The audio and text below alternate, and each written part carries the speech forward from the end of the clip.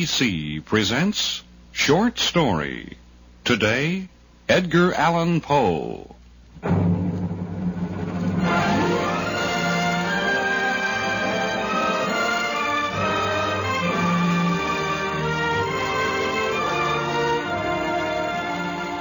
Just how strong, how powerful is that force within us we call conscience? Where does imagination end and fear begin? And where does the combination of all three completely destroy all reason? We'll find some answers in today's short story by Edgar Allan Poe. It begins in just a moment.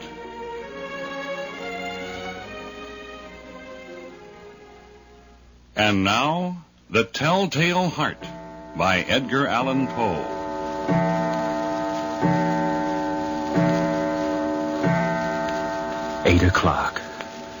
Eight o'clock in the evening. House is quiet. Deathly quiet. My uncle and I have just finished our meager repast in the dining room. Listen. Yes, that's my uncle, walking up and down overhead, pacing the floor. He senses it, too, my nervousness. Every night after dinner, he leaves the dining room and goes upstairs to the second floor, where he paces up and down. And suddenly, his heart begins to beat louder and louder. You can't hear it, but I can. My nervousness has sharpened my senses. Yes, I can hear things no one else can hear. Confound my senses. The footsteps. They've stopped. Now he'll walk down the circular stairway and join me here in the parlor.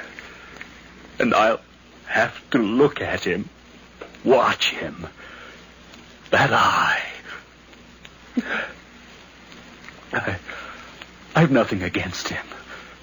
But his eye, that huge, distorted eye. If the eye offends thee, pluck it out. Pluck it out. Tortures me at night. I lie in bed and shut my eyes. But that horrible thing peers at me, embedded in my senses. That eye glistens and shimmers. It haunts me. Kill. Kill. I've nothing against him. My uncle. My only relative. The eye. Pluck out the eye. The eye. He's coming, yes, now down the stairs. Sniffing as he blinks. The swollen lid covers that eye. Uncle. Is that you?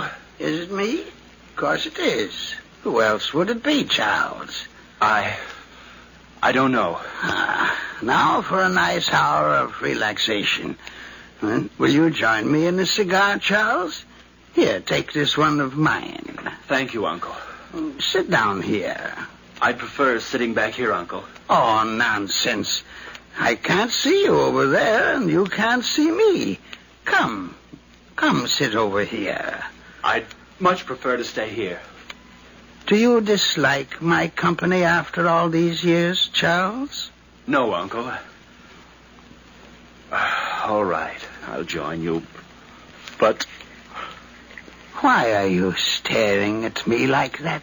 The eye. Look at the eye. Staring at you. Red and swollen hideous. A pale blue film covers it. Kill. Charles? Yes, Uncle. Come, light up your cigar. Here's a light. Now, that's better, my boy. These cigars have a rich, fragrant aroma. A very rich, fragrant aroma. It lulls a man's nerves into a peaceful state. It leaves the mind free for contemplation, doesn't it? Kill. Yes, Uncle. Kill. Nothing like the hours spent meditatively. Oh, blasted visitors. You answer the bell, Charles. Yes, Uncle. I dislike being interrupted like this. It's bad for my digestion. People should know that. Good evening, Mr. Holscomb. Well, good evening, Charles.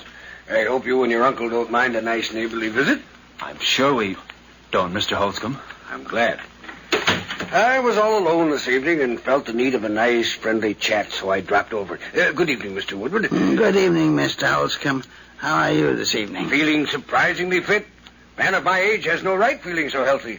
Bad for the doctor's income, but I feel like a man of 20. Just as fit physically and mentally as Charles here. Thank you, Mr. Holscomb. Well, won't you join us for a little while, Mr. Holscomb? I'd love to. Yes, indeed. I'd enjoy it. Can't be for long. I'm retiring early, but a short visit would be appreciated. Thank you, Mr. Woodward. Mind if I light up my pipe? No, not at all, Mr. Holscomb. Charles, get him an ashtray before he scatters the ashes all over the carpet. Yes, Uncle. Here you are, Mr. Holscomb. Thank you, Charles. Well, what's this? Well, as any idiot can plainly see, it's a knife. Yes, a knife, Mr. Woodward. It's a strange-looking knife. Belonged to our ancestors. Charles, what's it doing down here off the hook on the wall? I took it down from the wall to clean it, Uncle. Clean it? Well, old knives are supposed to look old. Clean it. Clean it. I'll put it back. Be careful, Charles, my boy. I knew of a young man exactly your age who took a family heirloom down from the wall one night and well, blasted if it didn't slip and cut off his right arm. Yes, took the arm clean off right to the elbow. He was a mechanic by profession, and it ruined his career. Be careful, Charles, in putting the knife back.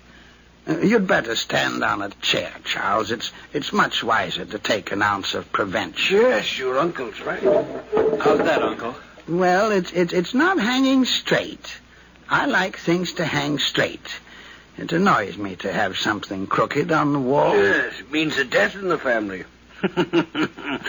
One of the pictures in my house was crooked on the wall the night of my wife's death.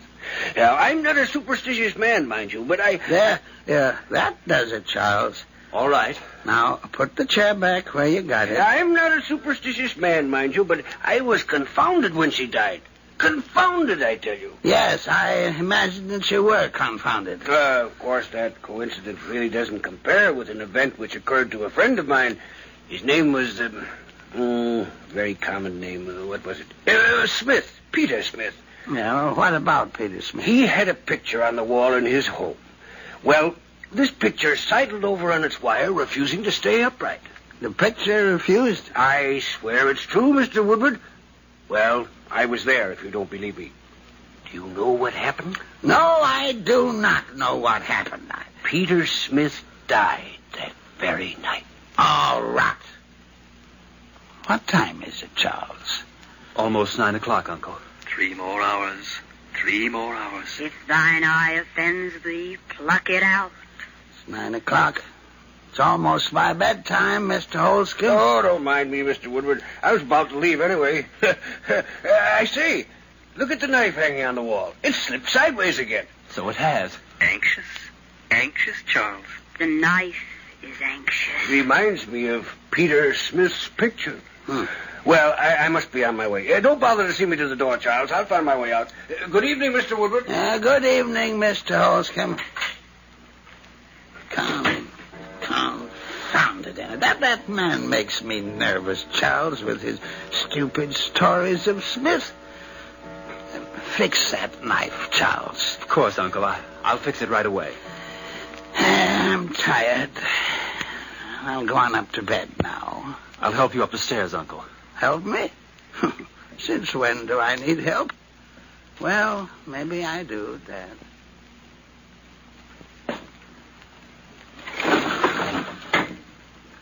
Anything else you want of me besides opening this window, Uncle? No, nothing, Charles. I'd better take this chair out of your way. Oh, the chair isn't in my way. In case you should awake during the night and want to get out of bed. You don't want to stumble over chairs on your way to the door. Well, I never awake during the night, Charles. But you might. Or we might. Yes, we might. We might creep in here. I might, yes, I might. Oh, I might do anything, my boy. I also might not. Now, take the candle with you before you leave, Charles. Of course, Uncle. I hadn't intended to leave it burning. Of course. We'll take it with us. Of course. Good night. Good night. 9:30. 9:30. I must be clever.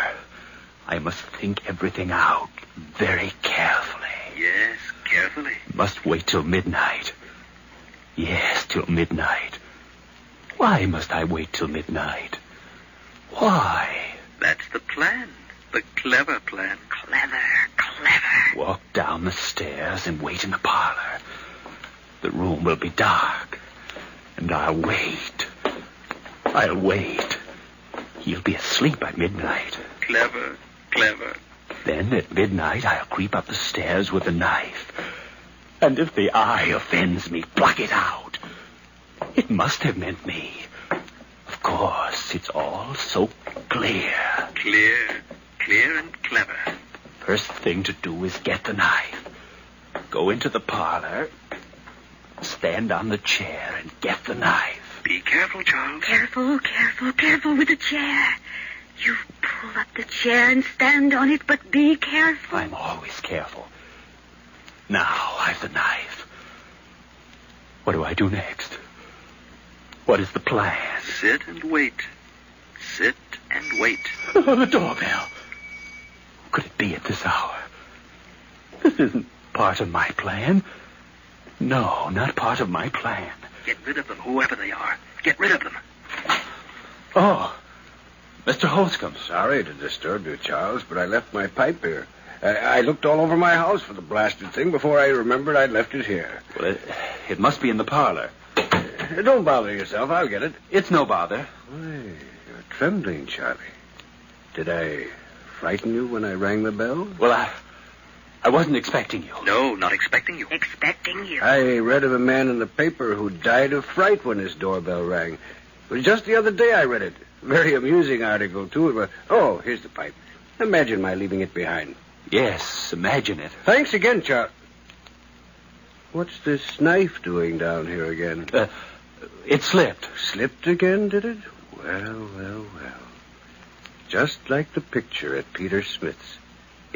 Let me know if anything happened. Of course. Of course. Of course. Good night, Charles. Good night, Mr. Holscomb.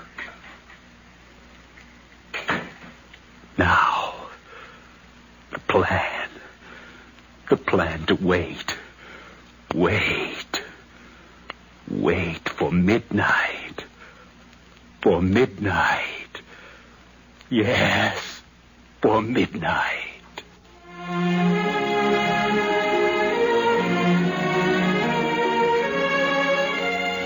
Our story continues after this brief pause.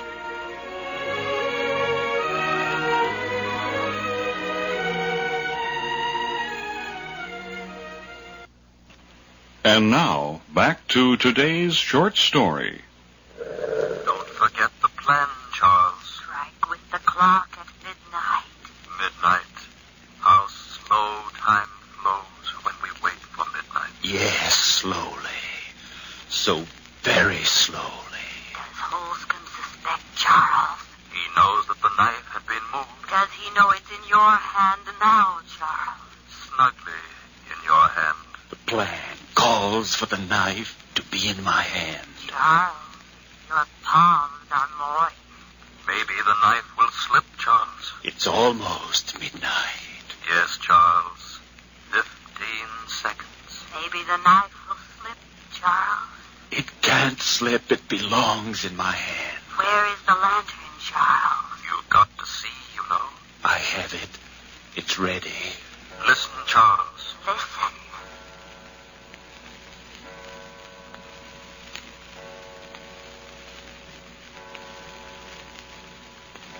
Midnight. 12 midnight. The time has come. Yes, the time has come. Now for the lantern. Light it. Light it. Shut the door of the lantern. No light can escape. None. None. The lantern in one hand. The knife in the other. The knife. The knife. Listen. The house is so quiet. Yes, deathly quiet. I must walk quietly. Listen. Listen. My senses sharpen. Every second makes them sharper. I can hear the rhythmic beating of the old man's heart. The beating of his heart. Beating out his last breath. His last breath. His last breath. Do you know death is outside your door, Uncle? Death is waiting, Uncle. Waiting. The door of your room opens gently, Uncle. Very gently, Uncle. Careful, the plant. Careful, careful. Listen. Listen. The heart. The beating of the old man's heart. Who's there? Stand still, Charles. Stand still and wait. Just wait. Wait until his gleaming eye is focused on your face. Who's in my room? Who is it? Oh, where's my candle? Don't answer, Charles. Don't answer. Just wait, wait. Charles! Charles! He's calling for you. Little does he know. Charles! Calling for you. Calling for you. Oh, someone's in my room. I can see the shadow across my bed. Who is it? Let him guess and worry. Worry. Worry. The room is hot. Hot in heaven's name. Answer me. Don't move a muscle. Just stand still and wait.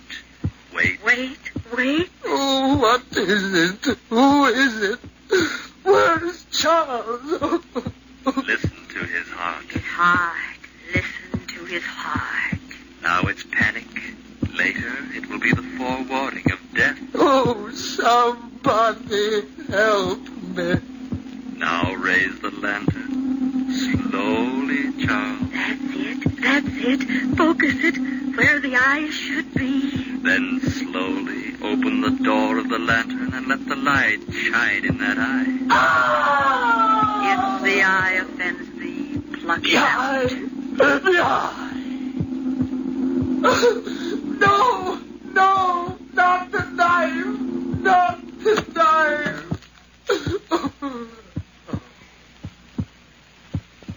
Listen to the heart beat its last beats. He's dead. He's dead. And I'm free of that horror. Free of the eye. Of the scorpion eye. The horrible scorpion eye.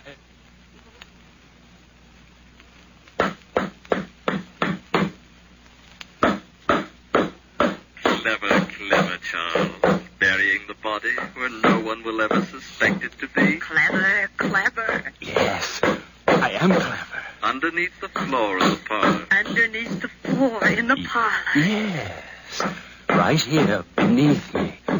I must be careful, very careful. You are careful. Hammer the nails in straight. The nails are important. Very important. One more nail, and then my job is done. 1, 2. Now what? Oh, yes.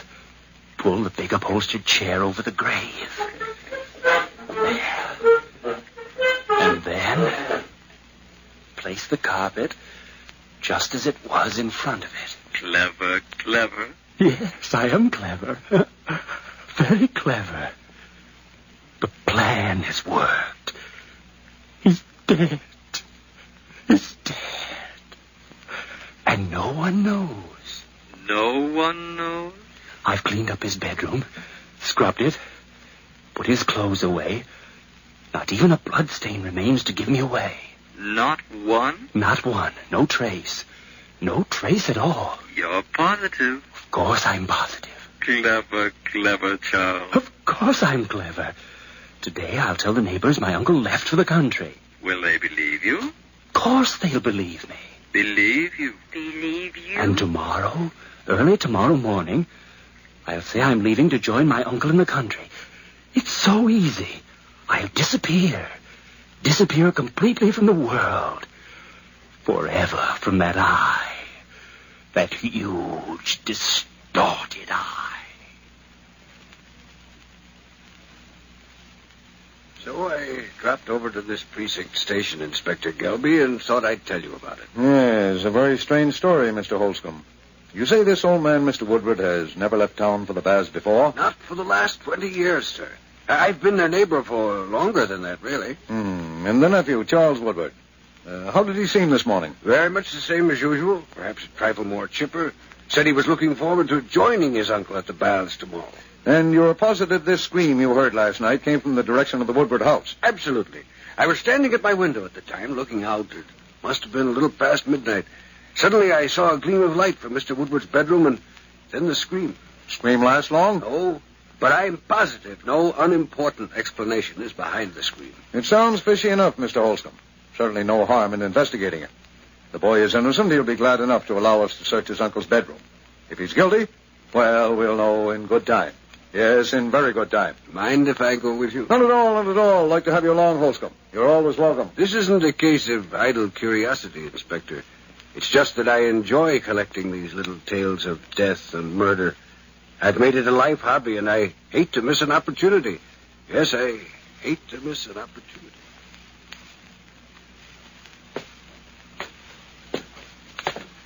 Search the house, Inspector, if you don't believe me.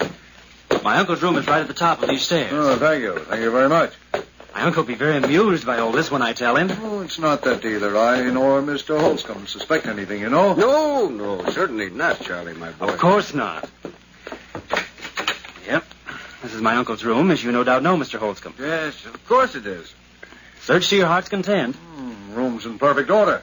If I murdered my uncle mysteriously, there ought to be at least one blood stain on the bedclothes or on the floor. Mind if I undo the bed to look at the sheets? Well, not at all, Inspector. Careful. You're clever, but be careful. The bed sheets are used, but there's certainly no sign of violence here. Well, naturally, Inspector. And the floors? Spotless. Your uncle must be a very neat man. Exceedingly neat. Isn't he, Mr. Holscomb? Oh, absolutely. Well, I'm sorry we bothered you like this, sir. But you know it's better to be on the safe side. Well, I understand perfectly, Inspector. I'm sorry, Charles. Perfectly all right, Mr. Holscomb.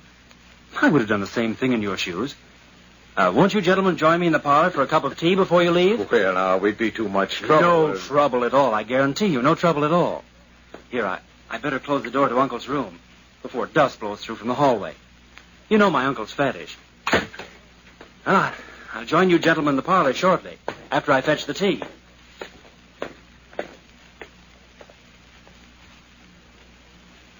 A very amusing story.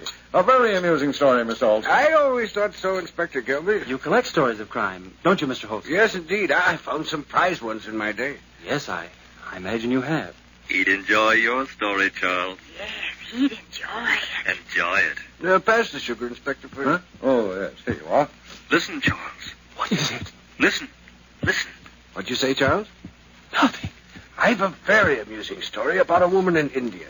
I read it in the paper the other morning just as I was eating some very fine orange marmalade. Listen. It's the heart, Charles. The old man's heart. The heart. You can hear it. No, it can't be. What can't be? He denies the truth of my story even before I tell it. What about the woman in India? Can it be the beating of the old man's heart? Well, she murdered a rich uncle of hers. Can a man I murdered return to life? It's getting louder and louder. Louder and louder. Why did she murder him? No known motive. They're playing with me. They're both watching me. Watching you. How did she murder him? Cut him in little pieces and hid him under the flooring in her bedroom. Under the flooring. Making a mockery of a living horror. They know, Charles. They know. They know, Charles. They know. What's the matter, Charles? He looks ill. Ill. Make it stop. They're playing with you. Playing with you. No. Watch him, Inspector. He's the fools. Don't play with me like this. You can hear it. I can see it in your faces. In your evil, grinning faces. You can hear it. The heart. The telltale heart. Returned from death. Admit you can hear it. It's becoming louder and louder. Louder and louder. Louder. Stop it. I admit the deed. I admit I murdered my uncle last night. Only for the love of God, make his hideous heart stop beating. You murdered? Yes, I murdered him. Tear up the plank underneath his chair. Rescue the body. But stop the beating of the telltale heart. Telltale heart. Telltale heart.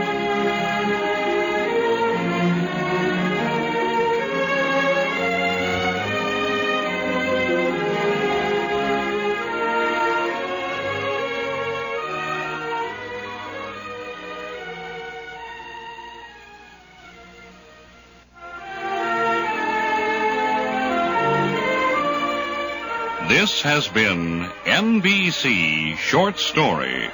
Today, The Telltale Heart by Edgar Allan Poe. Join us again next time when NBC presents Short Story.